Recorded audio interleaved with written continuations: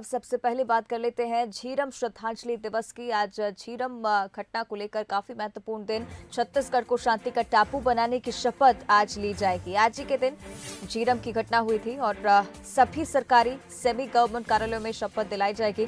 शहीदों की याद में 2 मिनट का मौन भी धारण किया जाएगा। सामान्य प्रशासन विभाग ने इसके आदेश जारी कर दिए हैं।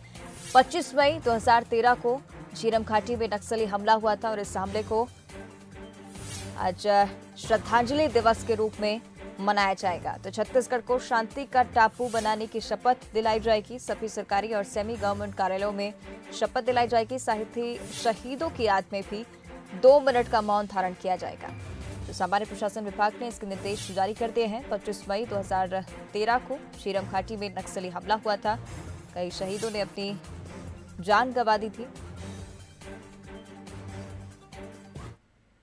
और अधिक जानकारी इस पर हम लेंगे सहयोगी कुलेश्वर पांडे रायपुर से हमारे साथ लाइव जुड़ रहे हैं। कुलेश्वर, क्या कुछ जानकारी, आज क्या कुछ होना है श्रद्धांजलि दिवस को लेकर?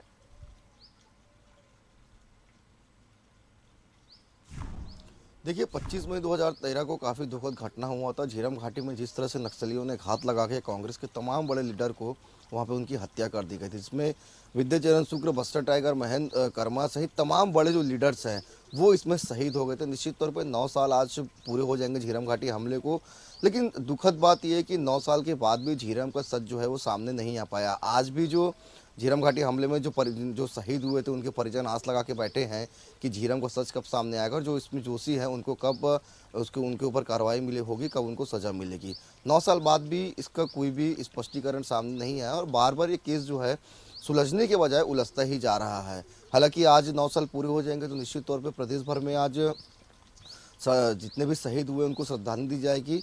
प्रदेश में शासकीय और अर्ध शासकीय कार्यालयों में भी जो है झीरम श्रद्धांजलि दिवस मनाया जाएगा। 2 मिनट का मौन रखा जाएगा और शहीदों को श्रद्धांजलि दी जाएगी। लेकिन कहीं ना कहीं इसको लेकर हमेशा से प्रदेश में राजनीति जो है होती आई है। झीरम ऐसा एक सियासत का एक मुख्य बिंदु बन गया है।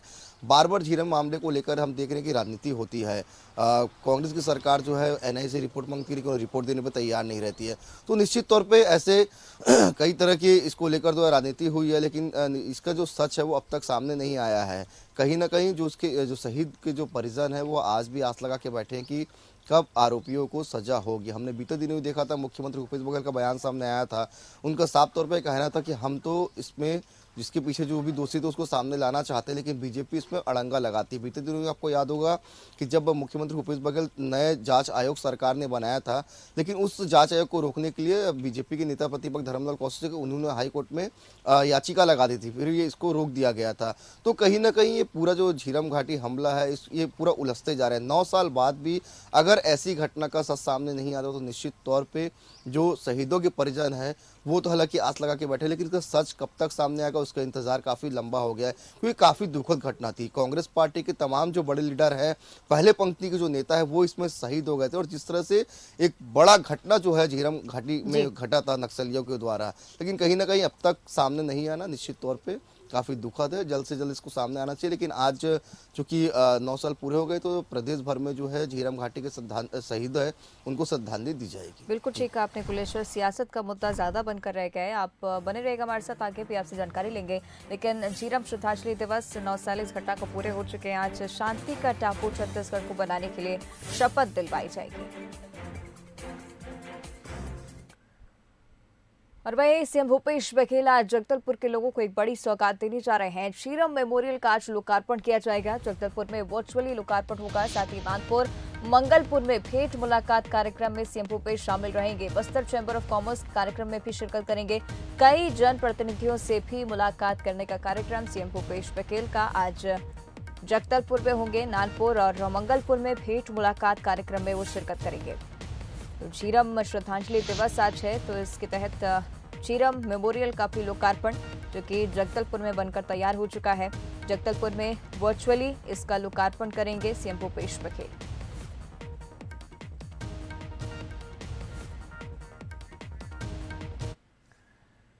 तो सीएम भूपेश बघेल आज भी बस्तर संभाग के दौरे पर रहने वाले हैं। जगदलपुर विधानसभा क्षेत्र में जाएंगे सीएम भूपेश। बस्तर के नागपुर, मंगलपुर में भेंट मुलाकात कार्यक्रम और साथ ही सीएम भूपेश बघेल लोगों से संवाद करते हुए आज भी नजर आने वाले हैं। सरकार की योजनाओं का फीडबैक लेंगे। लगातार भेंट मुलाकात कार्यक्रम का दौर उनका जारी है।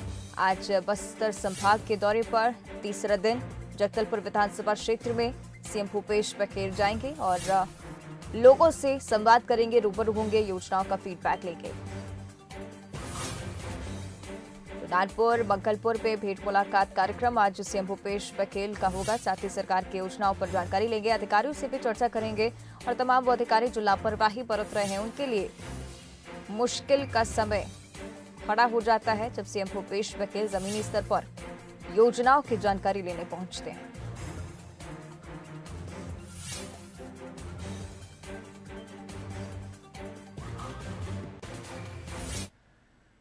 और अधिक जानकारी हम लेंगे। सहयोगी कुलेश्वर पांडे लगातार हमारे साथ लाइव जुड़ चुके हैं। और कुलेश्वर, आज बस्तर संभाग के दौरे पर सीएम भूपेश बघेल, तीसरा दिन है, तमाम तस्वीरें कल भी निकलकर सामने आई, आज क्या कुछ होना है?